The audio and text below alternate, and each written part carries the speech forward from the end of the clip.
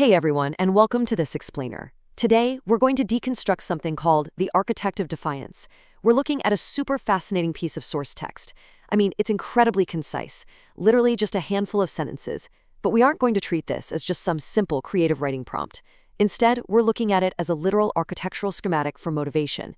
We are going to break down the exact structural components you need to build an underdog who doesn't just survive their situation, but completely dominates it. Okay, so let's dive right in and look at the actual text of our source material. Listen to how this is phrased. Write an emotional, motivational story about an underdog who is underestimated by everyone. Through discipline, courage, and consistent effort, they prove their critics wrong and achieve their dream. Include meaningful dialogue and a powerful ending. Right? It reads way less like a traditional narrative and, honestly, far more like a strict set of instructions. You've got your foundation, your required building materials, your load-bearing pillars, and that final aesthetic polish. It's a completely rigid framework dictating exactly how Defiance is built from the ground up. So, before we really tear into the individual components of this framework, I want you to just pause and reflect for a second. Think about a time when you were completely, utterly underestimated by the people around you. You know that feeling, right? What was the internal architecture of your response? Did you just react chaotically, or did you need a structured plan of attack? Well, that structured plan is exactly what our source text outlines for us. All right, moving into section 1, the underdog blueprint, or as I like to call it, the foundation of defiance. Because, well, every great structure needs a solid foundation, and our text builds everything directly upon the underdog themselves. Now, think about the massive narrative gap between the starting point and the ultimate destination here. At the very beginning, we are at absolute zero, underestimated by everyone. And that word everyone is absolutely crucial. It creates maximum structural tension. You literally have no allies. Then, at the very end, we have the absolute pinnacle, achieve their dream. That gap is basically a giant canyon, and our blueprint is demanding that we build an unbreakable bridge straight across it. Which brings us to section 2, tools of defiance, or the building materials. To cross that massive gap, the blueprint absolutely does not leave things to chance. It explicitly demands 3 very specific, completely non-negotiable tools to get the job done.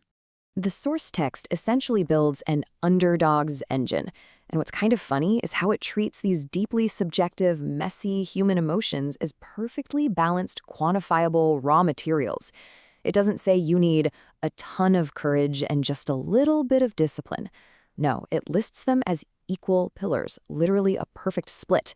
You need discipline to stick to the plan, courage to actually face that everyone who underestimates you, and consistent effort to just keep the whole engine running. And that last one is the real kicker. Bursts of courage or, a temporary flash of discipline, those are completely useless without the daily grind of consistent effort. Our source material basically treats this as the binding agent for the whole structure. I mean, you can have all the courage in the world, but if you aren't applying it consistently, day in and day out, your bridge is going to completely collapse under the weight of all those critics. So let's look at section 3, proving critics wrong, which is really the climax and execution phase. This is the pivot point where the blueprint shifts from internal traits to loud external results. The source actually mandates a very specific chronological evolution, going from that initial moment of doubt all the way to victory. And notice the sequence here, it's super interesting. Critics proved wrong actually happens before dream achieved. You don't just quietly win in the background. No way. The blueprint requires a public demolition of the doubts surrounding you. All that effort compounds over time until the underestimation is entirely dismantled, and only then is the path finally clear to achieve the dream. All right, section 4, crafting meaningful dialogue, or tapping into the human element. Because beyond just actions and timelines, the source text mandates a specific stylistic requirement to really bring these characters to life. The demand for meaningful dialogue acts as the emotional mortar of our blueprint. It's not enough to just show the underdog working hard in silence. You have to give a voice to their internal struggle and their ultimate defiance. The dialogue is what amplifies the motivation. Because let's be real, no blueprint has ever demanded meaningless dialogue, right? This is the tool used to confront those critics face to face, translating all that internal courage we talked about earlier into tangible spoken action. And finally, section 5, the powerful ending, the final polish. We've reached the capstone of the Architect of Defiance, the element that ensures the whole structure leaves a permanent mark. The way these final steps play out is brilliant. Simply achieving the dream, not enough. The author explicitly insists on a powerful ending to fully satisfy the emotional and motivational goals of the text. Proving the critics wrong and hitting the goal does the heavy lifting, sure, but delivering that powerful ending is the architectural flourish that makes the story actually memorable. It's the ultimate mic drop. It's the undeniable proof that the underdog has completely rewritten their reality. And that brings us to our final big takeaway.